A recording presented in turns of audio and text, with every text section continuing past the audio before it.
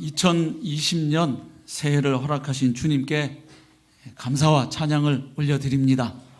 아멘. 어떤 분들에게는 이 해가 정말 눈물겹게 맞이하고 싶었던 해입니다. 그렇죠? 작년에 주님의 부르심을 받은 분들에게는 물론 지금 주님과 함께하고 있는 영원한 축복을 누리고 계시지만 저에게는 한 해를 다시 허락해 주셔서 더 주님을 위해서 일하고 사역할 수 있는 기회를 주신 은혜, 그 은혜에 합당하게 저와 여러분이 살아낼 수 있기를 소망합니다.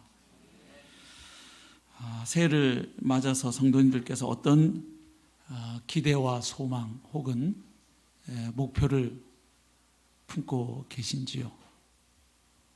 다양한 기대와 소망 또 목표가 있으실 줄로 압니다.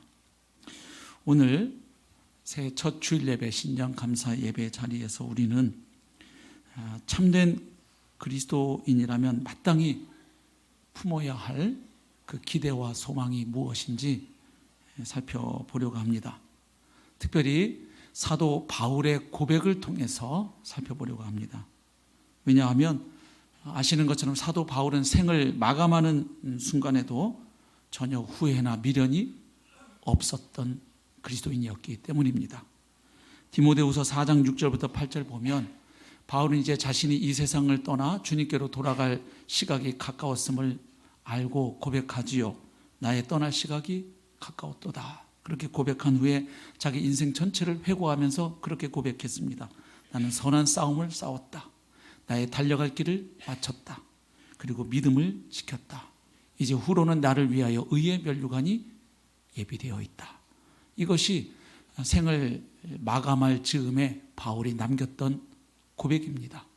그러니까 생을 마감할 때에도 후회 없었던 사람이 품고 산 기대와 소망이 무엇이었는지 살펴보는 것은 우리에게도 큰 유익이 있을 줄로 믿습니다.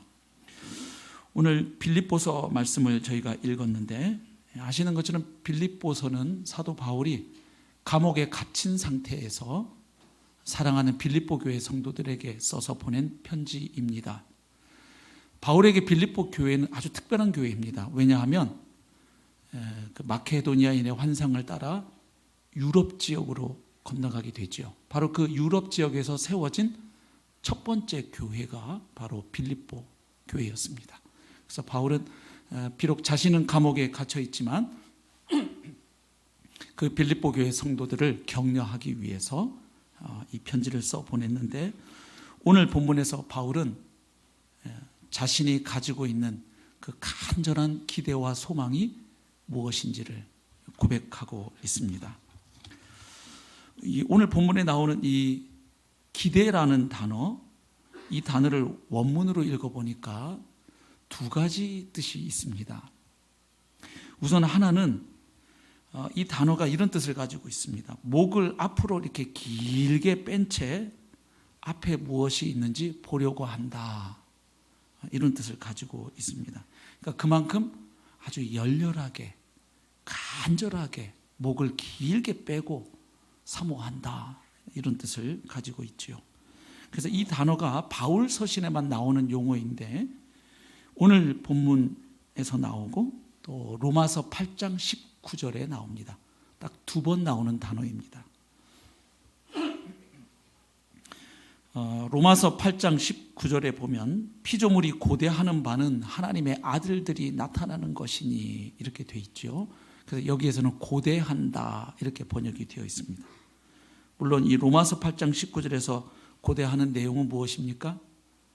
피조물들이 학수 고대하는 거죠. 무엇을 고대합니까? 하나님의 아들들이 나타나는 것, 곧 성도들이 부활체로 변화되는 그때를 간절히 기다린다는 뜻으로 사용하고 있습니다.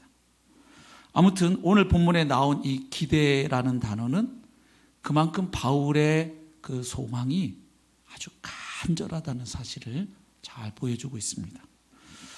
또 한 가지 뜻이 있는데 이 단어 앞에 붙어있는 접두사를 고려하면 이런 뜻을 갖게 됩니다. 다른 것에는 관심이 없다는 것을 의미합니다.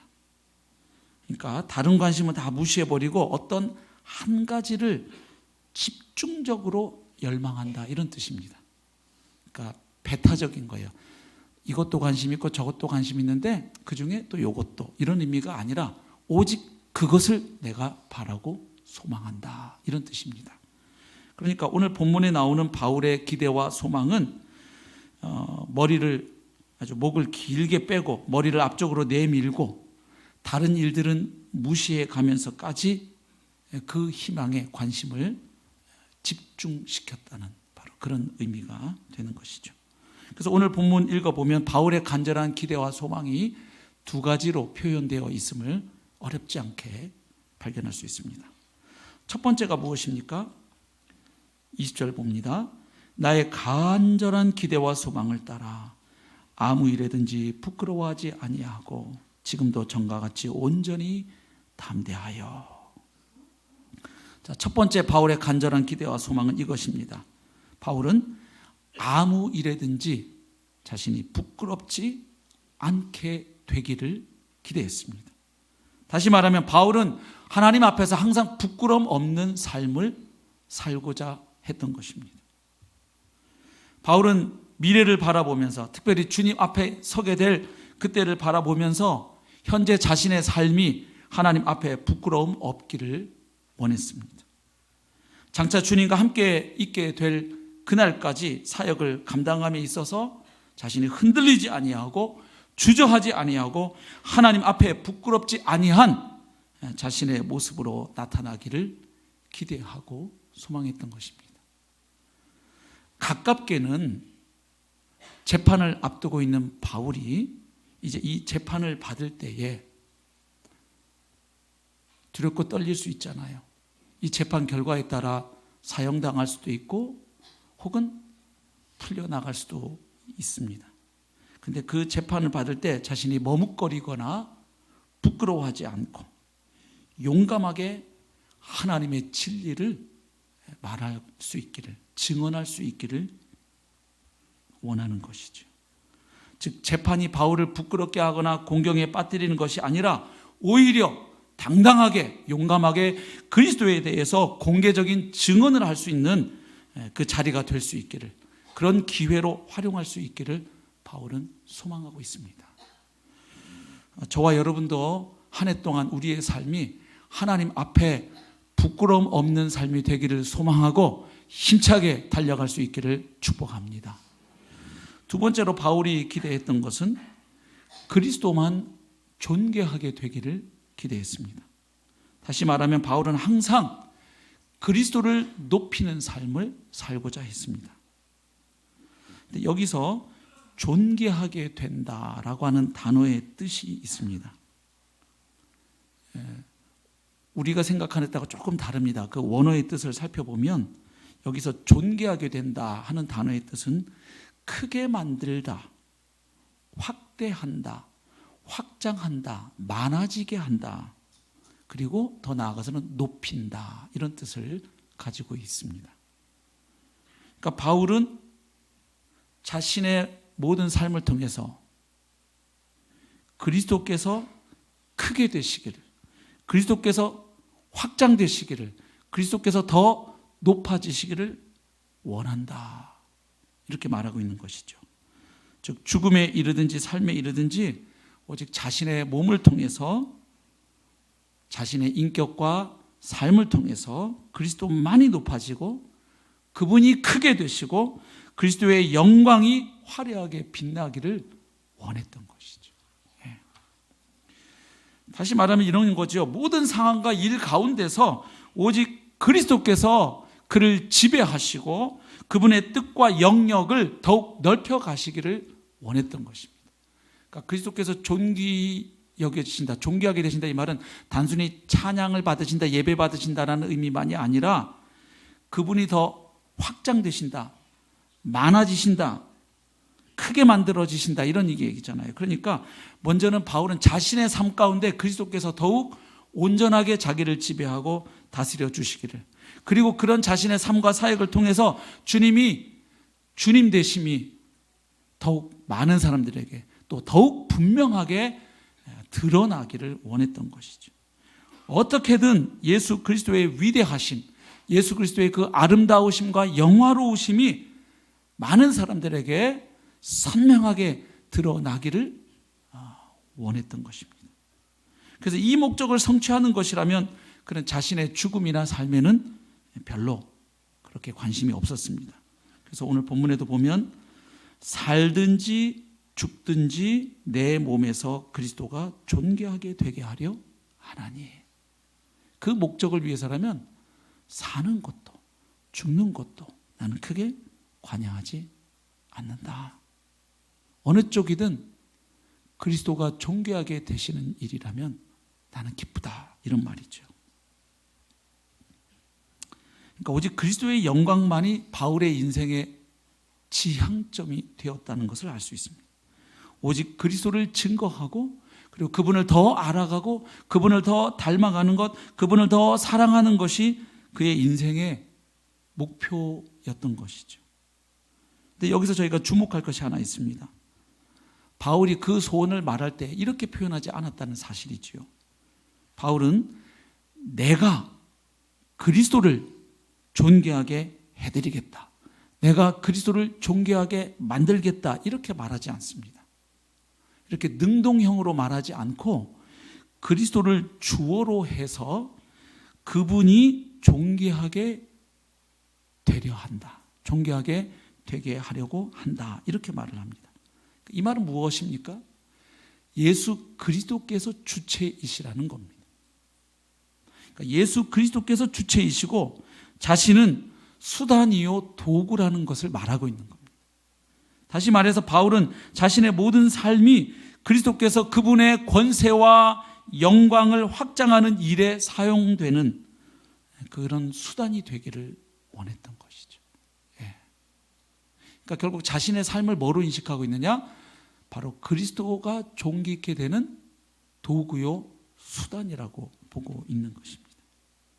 그래서 여기 몸이라는 단어가 나오죠. 내 몸에서 그리스도가 존귀하게 되게 하려 한다. 여기서 말하는 몸은 단순히 우리의 육체, 신체만을 말하는 것이 아니고 이 몸을 가지고 살아가는 우리의 삶 전체를 일컫는 표현입니다. 그래서 나의 인격과 삶 전부를 통해서 그리스도께서 존귀하게 되시기를 나는 진실로 소망한다, 이런 말이죠. 고린도전서 6장 19절 20절에도 바울은 비슷한 권면을 한 적이 있습니다. 너희 몸은 너희가 하나님께로부터 받은 바 너희 가운데 계신 성령의 전인 줄을 알지 못하느냐? 너희는 너희 자신의 것이 아니라 값으로 산 것이 되었으니 그런즉 너희 몸으로 하나님께 영광을 돌리라. 아멘. 여기서도 몸으로 하나님께 영광 돌린다는 말은 몸을 아주 잘 관리해서 몸짱을 만들어 가지고 그 몸으로, 그래서 머슬매니아 대회 나가가지고 세계에서 챔피언이 돼가지고 그 몸으로 하나님께 영광 돌리라, 이런 뜻이 아니지요. 그 몸을 가지고 살아가는 그 모든 삶, 그 모든 행위, 그 모든 사역들을 통해서 하나님께 영광을 돌리라 하는 뜻이죠. 그런데 특이한 것이 사도 바울이 오늘 본문에서 말하고 있는 내용을 읽어보면 바울은 자신의 삶과 사역을 통해서 그리스도께서 존귀하게 되신다고만 말하지 않고 있다는 사실이에요. 바울은 자신의 삶을 통해서도 그리스도께서 존귀하게 되실 수 있지만 자신의 죽음을 통해서도 그리스도가 존귀하게 되시기를 소망하고 있어요. 그래서 살든지 죽든지, 그러니까 살아도 죽어도 그리스도께서 존귀하게 되시기를 나는 진실로 소망합니다, 이런 말이죠. 여러분, 바울의 삶을 통해서 그리스도께서 존귀하게 되신다는 의미는 우리가 금방 알 수 있어요. 그렇죠? 왜요? 바울의 삶이 어떤 삶이니까요? 바로 그리스도의 복음을 증거하는 삶입니다. 그리고 그리스도의 제자를 만드는 삶입니다. 그리고 그리스도의 몸된 교회를 개척하는 삶과 사역입니다. 그래서 많은 사람들에게 그리스도의 복음이 전해지고 그리스도가 누구이신지가 알려지는 거예요. 그리고 그리스도의 그 영광, 그 위대하심, 그 아름다우심이 사람들에게 선포되고 알려지는 거예요. 그러니까 그리스도께서 존귀하게 되시는 게 맞죠. 그리스도의 나라가 확장되는 거니까요. 예. 그런데 바울의 죽음을 통해서 어떻게 그리스도께서 존귀하게 되실까요? 21절에서 그 답을 찾게 됩니다. 왜냐하면 21절이 바로 20절의 근거가 되기 때문입니다. 헬라 원문을 읽으면 21절은 왜냐하면 가르라는 접속사로 시작이 됩니다. 왜 살든지 죽든지 그리스도께서 존귀케 되실 수 있는가, 그 이유를 말하고 있습니다. 왜냐하면 내게 사는 것이 그리스도이시기 때문에 죽는 것도 유익하기 때문입니다. 이런 말이에요. 여기 내게 사는 것이 그리스도다. 이게 굉장히 심오한 말이죠. 예. 바울이 자기 몸을 가지고 살아내고 있는데 바울은 내게 사는 것이 그리스도라고 말합니다. 자, 그럼 바울이 내게 사는 것이 그리스도라고 말할 때 그것이 의미하는 바가 무엇일까요? 몇 가지 있습니다. 우선 한 가지는 이것입니다. 바울의 모든 삶은 철저하게 그리스도 중심적인 삶이었다는 거예요. 즉 모든 삶이 그리스도를 중심으로 다 통합되고 모아지는 삶이었다는 거예요. 그의 삶의 이유와 목적이 온통 그리스도였다는 것입니다. 예수 그리스도를 더 알고 그리고 그분 안에서 발견되기 위해서 모든 것을 분토와 같이 던져버린 바울에게 있어서 그리스도는 그야말로 그의 삶의 전부였고 핵심이었습니다. 다시 말해서 바울에게 그리스도는 절대 가치였습니다. 다른 모든 가치들을 다 상대화시켜버리는 절대 유일한 가치가 바로 예수 그리스도이셨던 거죠. 그래서 바울의 삶은 철저하게 그리스도를 위한 삶이었습니다.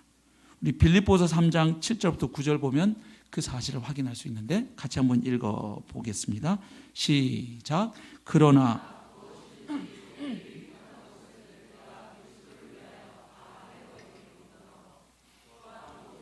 해로 여김은 내 주 그리스도 예수를 아는 지식이 가장 고상하기 때문이라.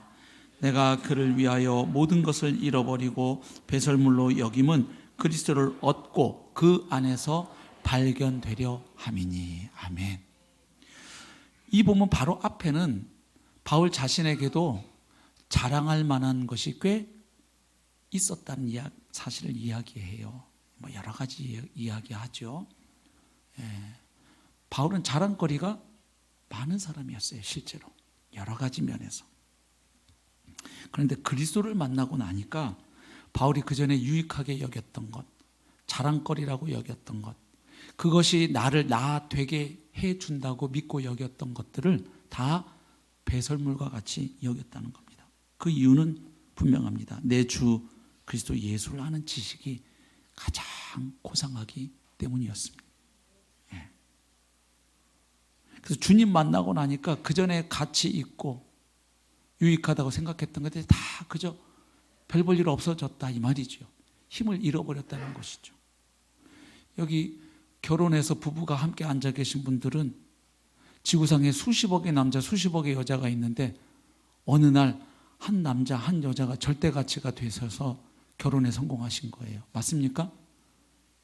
아니신가 보죠?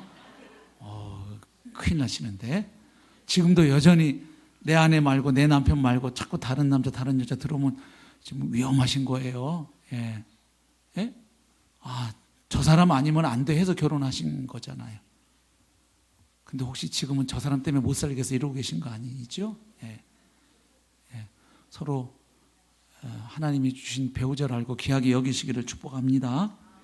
예. 근데 그 정도와는 비교할 수 없는 바울에게는 예수 그리스도가 절대가치였다는 거. 어느 정도로 생과 사를 통합할 만큼, 아니 생사를 초월할 만큼 그리스도는 내 삶의 전부이셨다.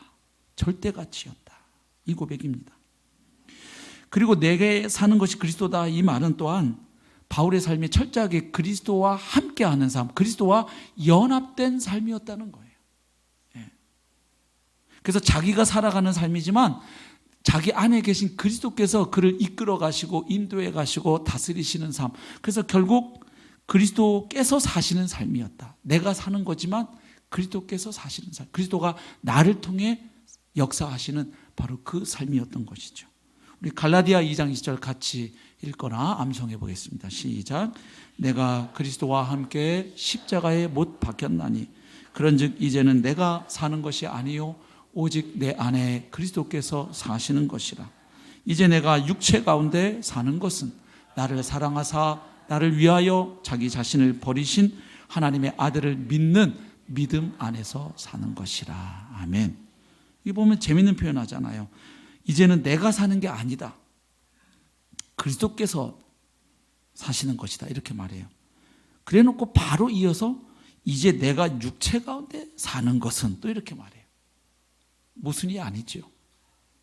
예수 그리스도의 죽음과 부활의 믿음으로 연합된 성도는 그래서 나 죽고 예수 생명으로 살아가는 복음의 진리를 깨닫고 그 복음을 실제로 믿음으로 취하는 성도의 삶은 본인이 사는 삶이지만 그러나 다시 보면 그리스도께서 사시는 삶인 거죠. 그래서 바울의 삶은 철저하게 그리스도를 위하여 사는 삶이었고 그리스도와 함께하는 삶이었어요. 그래서 이렇게 사는 것이 온통 그리스도를 위한 것이고 그리스도 중심적이었기 때문에 바울은 담대하게 그렇기 때문에 나에게는 죽는 것도 유익함이니라 이렇게 고백할 수 있었던 것입니다. 여기서 유익하다라고 하는 단어가 헬라어로 보면 얻는다라는 뜻이에요. 그래서 to die is to gain. 죽는 것이 얻는 것이다 이렇게 표현하고 있어요. 죽음이 어떻게 얻는 것일 수가 있죠? 죽음은 다 잃어버리는 거예요. 상실해버리는 거예요. 사랑하는 가족들을 잃어버리는 거고요. 내가 평생 모았던 돈을 다 놓고 가는 거고요. 잃어버리는 거예요. 근데 지금 바울은 죽는 것이 얻는 것이다 이렇게 고백합니다.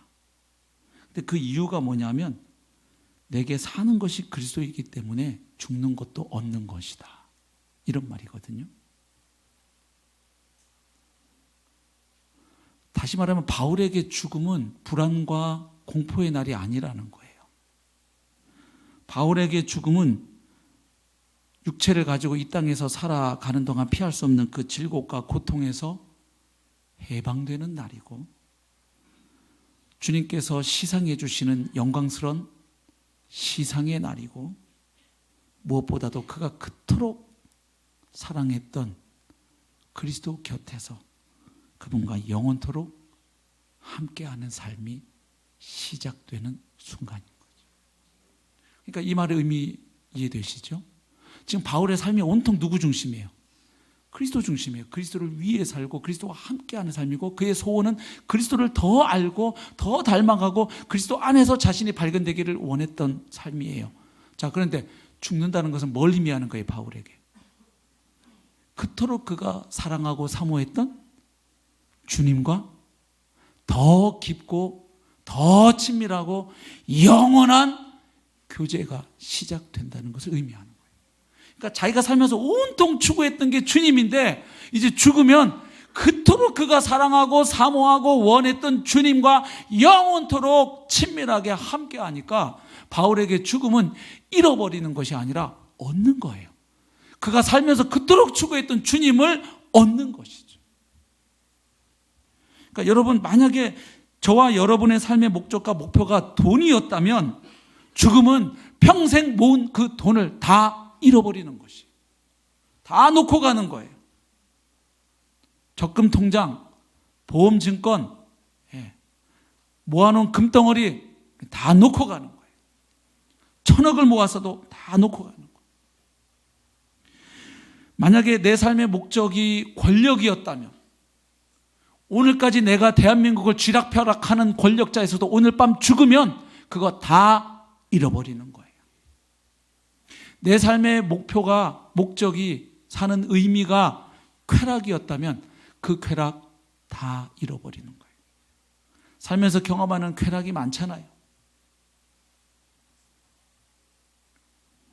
맛있는 것을 먹는 즐거움, 부부간의 성적인 즐거움, 취미생활에서 느꼈던 즐거움, 죽으면 다 잃어버리는 거예요. 예. 달리기 좋아하는 분들은 그 달릴 때 아주 그 숨차서 죽을 것 같은 그 고통을 즐기시더군요. 예. 제가 그런 목사님 만났어요. 그걸 왜 즐기시냐 했더니, 김 목사, 자네가 모르는 게 아닌데 그 죽을 것 같은 순간을 딱 넘기고 나면 엄청난 쾌감이 밀려온대요. 예. 그 마약 성분과도 같은 그 호르몬이 분비된다면서요, 달릴 때. 그래서 달리기도 중독되는 거라고 얘기하더라고요. 예. 뭐 달리기만 그렇겠어요. 여러 가지 우리가 좋아하는 것들. 죽으면 배우자도 사라지고요, 아이들도 사라집니다. 내 사는 삶의 온통 이유가 내 배우자에게, 우리가 배우자를 서로 사랑하고 아끼고 살아야 되는 건 틀림없지만 그것이 내 모든 삶을 사로잡는 이유라면 죽음은 그것을 잃어버리는 것을. 일에서 느끼는 성취감과 보람과 만족이 내 삶의 목적이라면 죽는 순간 다 놓치는 거예요. 그런데 바울처럼 삶의 이유와 목적과 초점이 그리스도였다면 죽음은 그리스도와 더욱 가까이 있게 만드는 축복의 통로가 되는 거예요. 그러니까 바울의 생사관을 알 수 있어요. 바울은 자신의 삶도 그리스도를 존귀하게 하기 위하여 바쳐지는 도구요 수단이고, 자신의 죽음도 그토록 그가 갈망했던 주님을 얻는 것이기에 자기는 살든 죽든 살든 이제 재판을 앞에 두고 있는데, 이 재판이 어떻게 진행될지 그는 정확하게 할 수는 없죠. 예측은 하겠지만 이 재판에서 풀려나게 될지, 그래서 다시 나가서 복음을 전하고 하나님 나라 사역을 할 수 있을지, 아니면 여기서 사형을 언도받고 순교하게 될지 알 수 없지만, 이렇든 저렇든 그는 자신을 통해 그리스도께서 존귀하게 되시기를 원하고 있는 것이죠. 그러니까 저와 여러분도 새해를 출발하면서 우리가 여러 가지 기대와 소망을 가질 수 있지만, 바울처럼 나를 위해 십자가에 성경대로 죽으시고 부활하신 예수님, 그리고 승천하면서 보혜사 성령을 약속하셨고 약속하신 대로 성령을 보내주셔서 그분의 영이 지금도 내 안에 함께 하심으로 나와 함께 하시는 그 주님이라면, 사는 동안도 주님과 함께 하는 삶이요, 죽고 난 후에는 영원토록 그분과 함께 하니, 이것이야말로 정말로 우리가 붙잡아야 될 목적이고 소망인 줄로 믿습니다.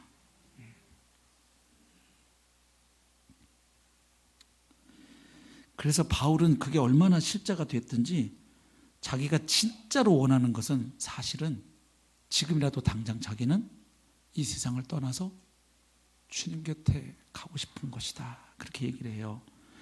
오늘 보면 바로 뒤에 있는 구절을 제가 읽어보겠습니다. 빌립보서 1장 22절, 그러나 만일 육신으로 사는 이것이 내 일의 열매일진데 무엇을 택해야 하는지 나는 알지 못하노라. 내가 그 둘 사이에 끼었으니, 둘 사이에 끼어 있대요 지금 바울이. 차라리 세상을 떠나서 그리스도와 함께 있는 것이 훨씬 더 좋은 일이라 그렇게 하고 싶으나. 그러니까 바울이 진짜 바라는 건 뭐예요? 나는 지금이라도 당장 이 세상 떠나서 주님과 함께 할 수만 있다면 너무 좋은 일이고 내가 정말 원하는 바다. 그런데 24절, 내가 육신으로 있는 것이 너희를 위하여 더 유익하리라. 그러나 너희들의 신앙의 진보를 위해서, 교회의 성숙을 위해서 하나님이 남겨주신 일이 있기 때문에 너희를 생각하면 내가 이 땅에 좀 더 사는 것이 유익이다. 그러니까 바울이 더 살고자 하는 이유도 있다면 무슨 이유 때문입니까? 자기를 위해서가 아니지요. 그 성도들을 위해서죠. 사실 자기가 진짜 원하는 건 지금 당장이라도 나는 주님 곁에 가고 싶다.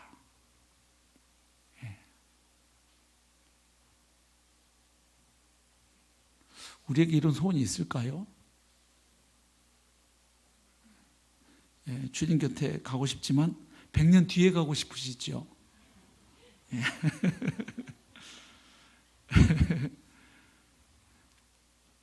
왜 그럴까요? 저도 곰곰이 생각했어요. 저도 목사지만 내가 오늘 당장 주님이 오라 그러시면 주님 정말 바라던 거였어요. 내가 이렇게 하고 생각을 마감할까? 주님 안 되는데 조금 더 이렇게 해주시고 하고 가야 돼요. 이럴까 좀 생각을 많이 해봤어요. 답은 하나예요. 예수님이 나에게 지금 어떤 존재냐에 따라 달라지는 거예요. 정말 오늘 하루하루가 예수님 때문에 행복하고 그분만으로 충분하면 이 고백이 가능할 것 같아요. 그래서 저도 새로운 소원이 생겼어요. 주님 정말 제 마음 중심으로 주님 오시긴 오시는데 50년 뒤에 오세요. 100년 뒤에 오세요. 이게 아니라 마음 중심으로 주님 빨리 오세요. 아니면 주님 오늘이라도 불러주시면 저 정말 기쁜 마음으로, 물론 어떤 일을 더 하고 싶었던 계획은 있으나 주님이 부르신다면 홀가분하게 기쁜 마음으로 오늘이라도 갈 수 있는 그 마음가짐으로 저 올해 하루하루 살게 해주세요. 그런 기도는 올려드렸어요.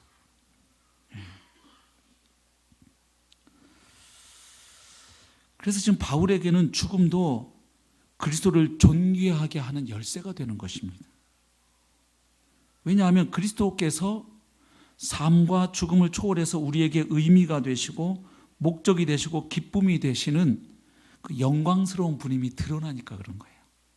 그렇죠. 바울이 자기 삶을 통해서 그리스도를 존귀하게 할 뿐만 아니라 죽는 것도 나는 얻는 것이다. 왜? 내가 그토록 살면서 소망하고 갈망했던 그 주님 곁에 가는 것이고 주님을 영원토록 얻는 것이기에 죽음도 나에게는 상실이 아니라 얻는 것이다. 이렇게 말했기 때문이죠. 결국 이 세상의 삶이 우리에게 줄 수 있는 모든 즐거움보다 우리가 그리스도로 인해서 더 기뻐하고 만족할 때 그리스도는 우리를 통해서 존귀하게 되십니다. 그분이 어떤 분이심이 드러나기 때문이에요. 우리가 고난과 죽음 가운데 있을 때에도 그분으로 인해서 만족해 할 때 그분은 내 안에서 존귀하게 되십니다. 이 세상 모든 것보다 그리스도 안에서 내가 누리는 기쁨이 클 때 그리스도께서 존귀하게 되십니다. 한 해 동안 저와 여러분의 삶을 통해서 그리스도께서 존귀하게 되실 수 있기를 축복합니다. 그렇다면 우리의 질문은 이것이죠.